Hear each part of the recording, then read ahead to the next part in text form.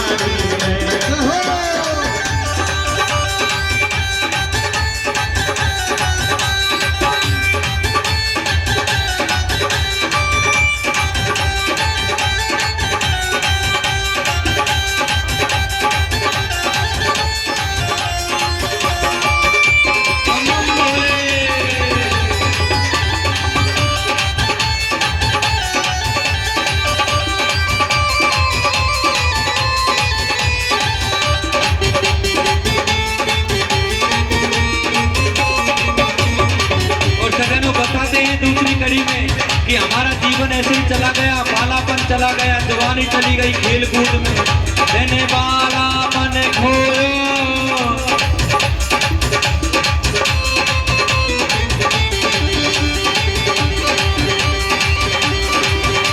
ओंडे से पानी में, ओंडे से पानी में, चुल्लू भर पानी में, के मर जा रे चुल्लू भर पानी में।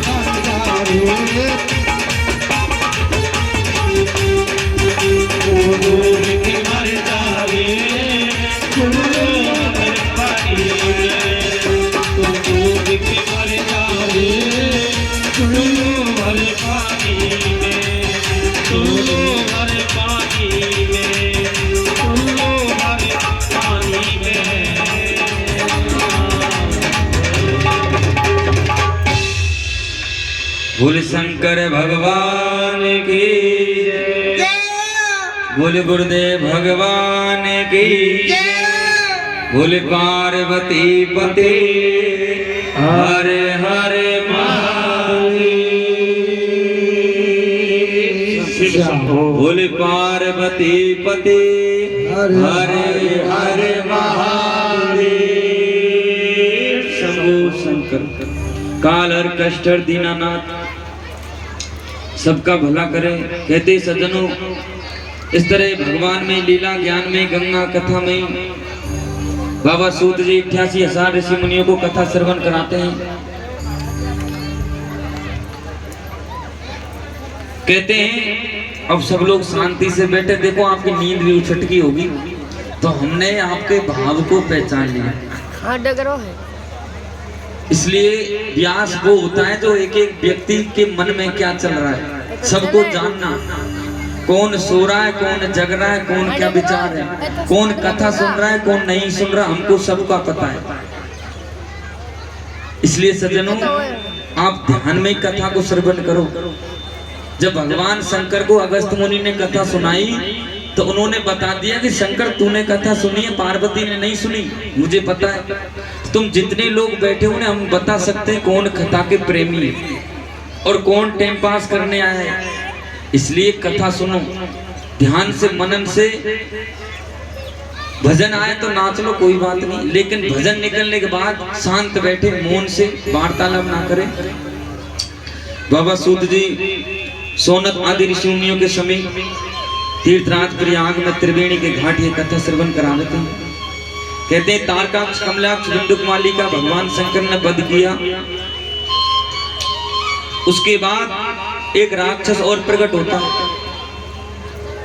कहते हैं जलेंद्र, जिनसे जल से उत्पत्ति हुई, भगवान शंकर के नेत्र खुले। भगवान शंकर की नेत्रों की ज्वाला से, तेजस से उस जलेंद्र की उत्पत्ति हुई। कहते हैं सज्जनों, उस जलेंद्र ने घोर तपस्या करी और भगवान शंकर ब्रह्मा जी से ढेर सारे वरदान प्राप्त किए। बाबा सूत जी सोनत आदि ऋषि मुनियों के समीप कथा श्रवण कराते हुए कहते हैं, हे मुनि गणों, हे संत गणों, हे हंस गणों, जलेंद्र समाधि में तपस्या में बैठते हैं और अब भगवान शंकर के अवतारों पर हम कथा कर रहे हैं। यानी भगवान शंकर कौन कौन से अवतार लेके आ रहे हैं। अब अवतार लिया जो त्रिपुरासुर को भस्म किया, और भगवान शंकर पशुपति के नाम से विख्यात हुए और पशुपति के नाम से अवतार लिया। कहते हैं भगवान शंकर एक अवतार और लेते हैं। सज्जनों, हमारे घर में कभी कभार लड़ाई झगड़े होते हैं तो उसका कारण क्या होता है? अठाले बैठे रहते हैं तो झगड़ा करते हैं, और झगड़ा भी तगड़ा करते हैं महाराज, और तगड़े में भी रगड़ा कर देते हैं, मूड माथे फोड़ लेते हैं, केस कुल्लंगड़ हो जाते हैं, डिवोर्स हो जाता है। कब होता है? जब अठाले बैठे रहते हैं तब। बनिए जो होते हैं वैश्य जाति के लोग, उनमें कभी झगड़ा नहीं होता। वो काम धंधे में इतने व्यस्त रहते हैं कि एक भाई जयपुर रह रहा है, दूसरा दिल्ली रह रहा है, एक भाई गुजरात रह रहा है, तीसरा असम रह रहा है। दूर दूर रहते हैं और अपने बिजनेस में बिजी रहते हैं, तो उनमें झगड़ा नहीं होता। तो इस प्रश्न से ये सीख मिलती है कि देवासुर युद्ध हुआ, देवताओं में और राक्षसों में युद्ध हुआ। अब महाराज, राक्षस खाते पीते शरीर को मोटा करते, जीव जंतुओं को मार के खाते, तो बिनका तो शरीर में तो ताकत होती है भी, अठाल थोड़ी लेवा दे। जब तक आदमी के कछु पटका कटकी ना हो जाए, जब तक शांति ना मिले, तो राक्षसों को विचार आया हम स्वर्ग को जीतेंगे। और देवासुर युद्ध हुआ। देवता भगवान पास शंकर के पास गए, महाराज ये राक्षसों ने हमारा युद्ध जीत लिया, हम क्या करें? स्वर्ग जीत लिया। शंकर भगवान ने एक युक्ति सोची, देवताओं को भी बुलाया और राक्षसों को भी बुलाया। शंकर भगवान दातार हैं सज्जनों, सर्वोपरि हैं, सबका हित करने वाले हैं। तो देवताओं से कही भाई मेरे नजर में तो तुम बरोबर हो, और दोनों ही तुम एक ही बाप की संतान हो, अलग नहीं। मैया तुम्हारी अलग अलग है लेकिन बाप तो एक ही है। राक्षसों के पिता एक थे, राक्षसों देवताओं के भी पिता वही थे। दोनों की माता अलग अलग थी। एक तो कुलक्षण वाली माता थी, लक्षण अच्छे नहीं थे, जते जब खा ले गई, नहाना नहीं, धोना नहीं, पीना नहीं, जते जब सो जावे, सोती रह गई तो राक्षस प्रकट हो गए। और एक के सुलक्षण थे, पति आज्ञा में रहती थी, ब्रह्म मुहूर्त में उठती थी, भजन साधना में रहती थी, तो देवता प्रकट रहे। सजनों, राक्षस और देवताओं में हुआ भयंकर युद्ध, झगड़ा, और झगड़े में भी तगड़ा हुआ। तगड़े में रगड़ा मच गया। देवता और राक्षसों में लूट पोंछ चालू, देवासुर संग्राम हुआ। भगवान शंकर ने देवताओं से कहा, राक्षसों से कहा कि तुम्हें अमर होना है ना, इसलिए तो तुम लड़ रहे हो, स्वर्ग के लिए लड़ रहे हो। स्वर्ग में कौन रहता है? अमर होता है वो। तो भगवान शंकर ने कहा मेरे पास एक जड़ी बूटी और है अमर होने की। तो भगवान शंकर के पास देवता राक्षस आते हैं। भगवान शंकर ने समुद्र मंथन की आज्ञा दी कि तुम समुद्र मंथन करो, देवता भी मिलो और राक्षस भी मिलो, दोनों भाई मिलके काम करो। सज्जनों, यहाँ से सीख मिलती है। क्या सीख मिलती है? कि भाई भाइयों में विवाद नहीं होना चाहिए, भाई भाइयों को मिलके रहना चाहिए। भगवान शंकर आज्ञा दे रहे हैं देवताओं को, राक्षसों को, कि तुम समुद्र का मंथन करो। अब महाराज समुद्र तो अथात भंडार, अब कहे एक बड़ी रही घासू लावे जो बाको मंथन कर सके, मननिया कर सके। इतने बड़ी बिलौना कहां से लावे, इतनी बड़ी रस्सी कहां से लावे? तो देवता कहने लगे बाबा आपने भी अजीब बात करी है कि समुद्र का मंथन करो। हम कैसे करेंगे इसका मंथन? मंथन का मतलब जिस तरह माता बहन दही में से घी निकालती है, घी दही में ही होता है, पर उसको मंथन करके फेरते फेरते फेरते फेरते उस दही से घी प्रकट हो जाता है, ऊपर आ जाता है। ऐसे मंथन करने के लिए आज्ञा दी। कहते सज्जनों, देवताओं ने और राक्षसों ने मंथन करना चालू किया। अब भगवान शंकर से देवता कहते हैं बाबा मंथन तो करें लेकिन ये सामग्री तो मंगाओ।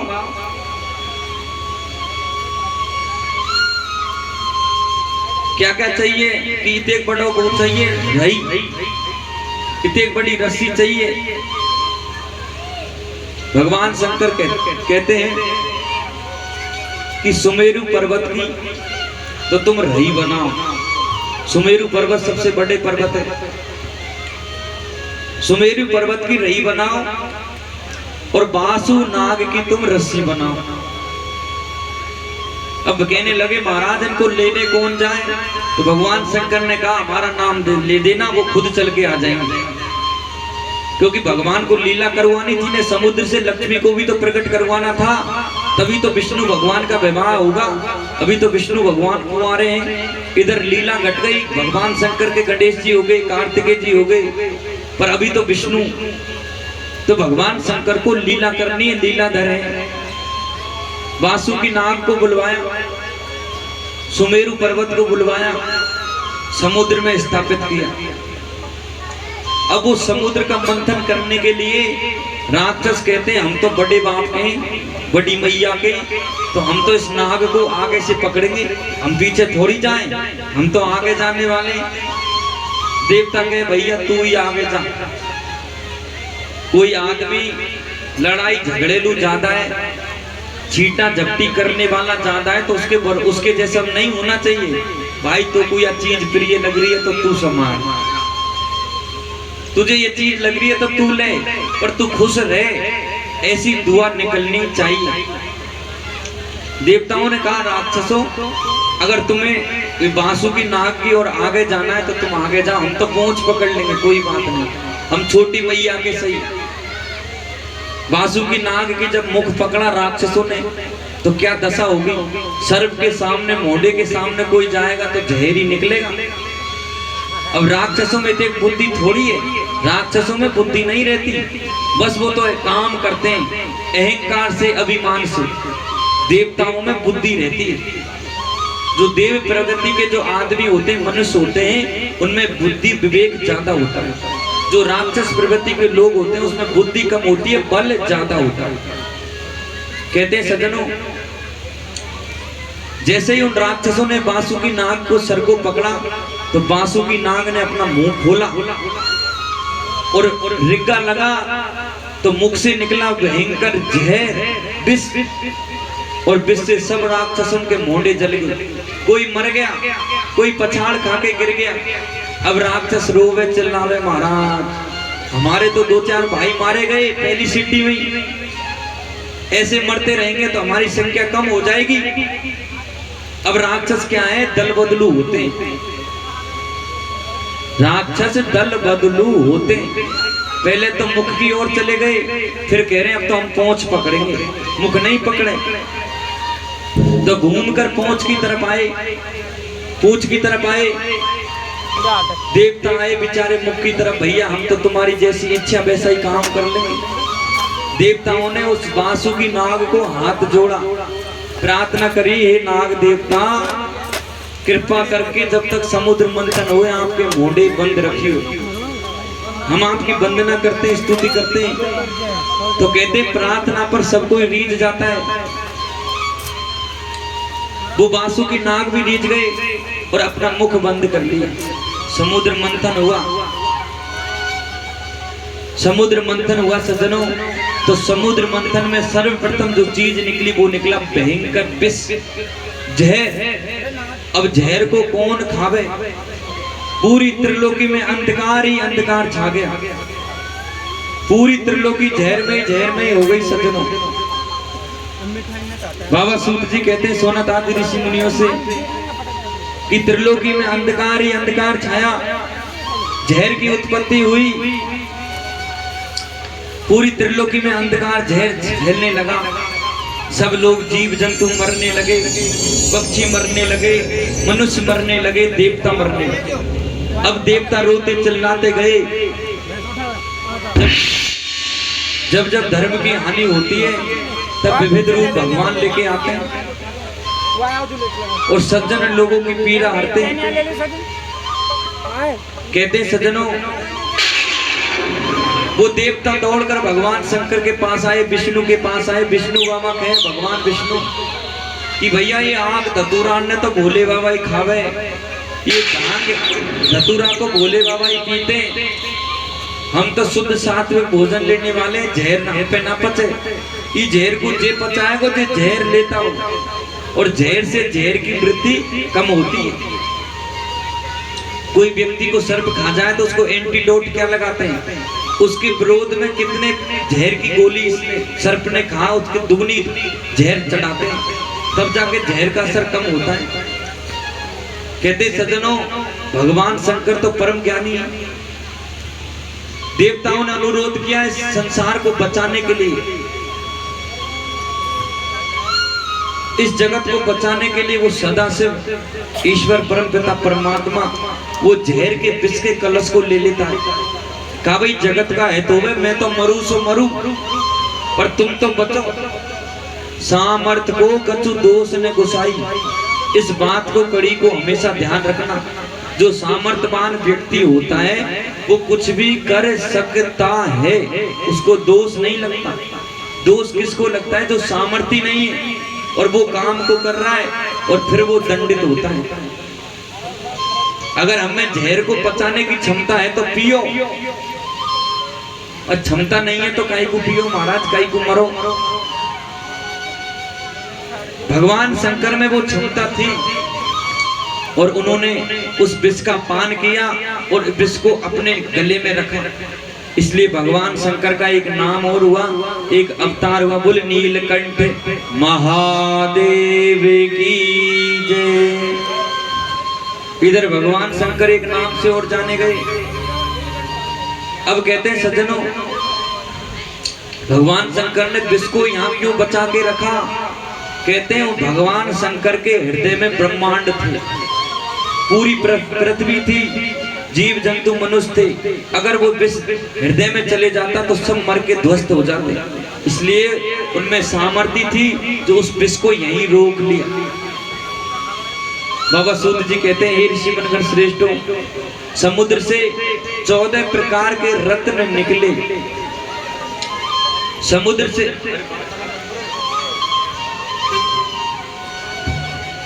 से 14 प्रकार की विद्याएं निकली, 14 प्रकार के रत्न निकले। और समुद्र से क्या निकला? ऐरावत हाथी निकला, कल्प वृक्ष निकला।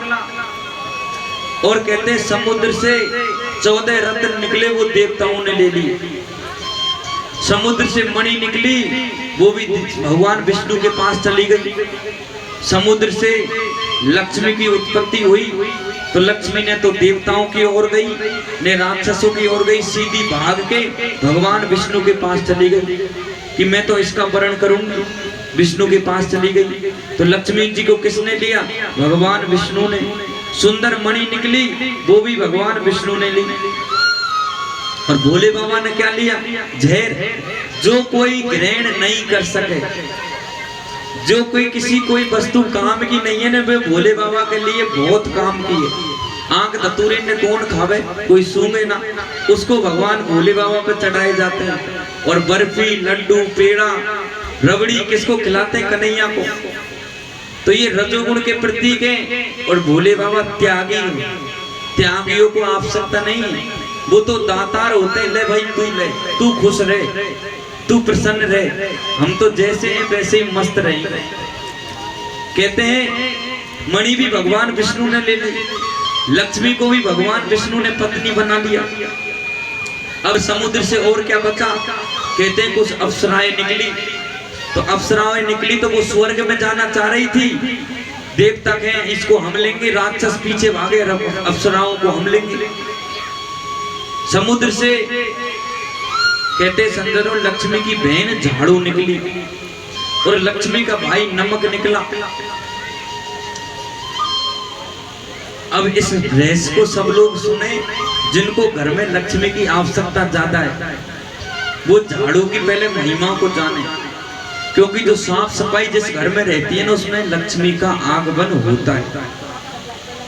ये जो झाड़ू निकली ये लक्ष्मी की बहन थी। ब्रह्म मुहूर्त में उठ के पहले की माता बहने, भाई बंधु सूर्य ने उगने से पहले साफ सफाई कर लेते थे। घर का कूड़ा कचरा गोबर फोबर सब कूड़े में डाल देते थे, कचरे में डाल देते थे। आज क्या दशा हो रही है?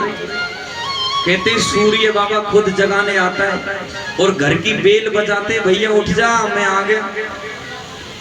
दरवाजा बजाते हैं तब भी नहीं उठते, 10-10 बजे तक सोते हैं, 8-8 बजे तक सोते हैं। सूर्य की किरण मोंडे पे जब पड़ती है तब जाके उठते हैं।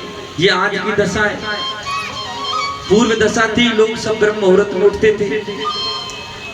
यहाँ से समझाने की पॉइंट बात ये है कि सूर्य उगने से पहले पहले जो घर की साफ सफाई करता है उसके घर में लक्ष्मी का आगमन होता है। सूर्य की किरणें जब आ जाए तब कूड़ा कचरा गोबर खोबर नहीं डालना चाहिए, क्योंकि जब आप कचरे को ले जाते हैं तो भगवान कहते हैं तेरे घर से भी लक्ष्मी ऐसे ही जाएगी। इसलिए रात रात में कर दो साफ सफाई।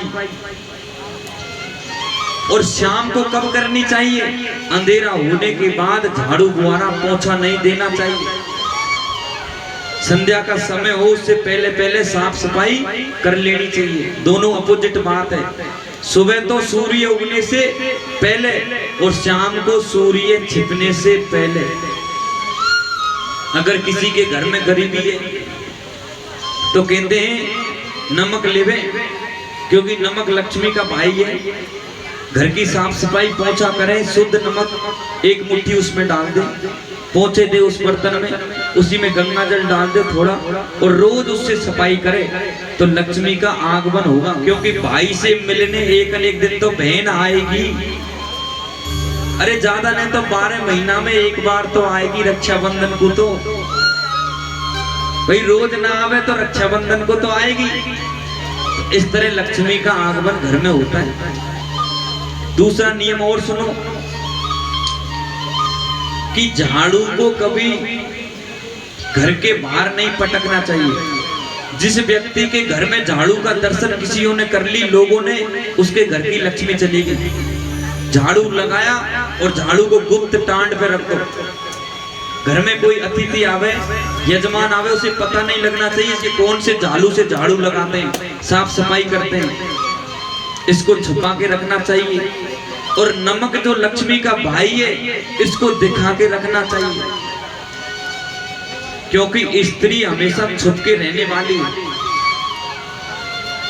झाड़ू कौन है? लक्ष्मी की बहन है। तो बहन से मिलने भी बहन जरूर आएगी।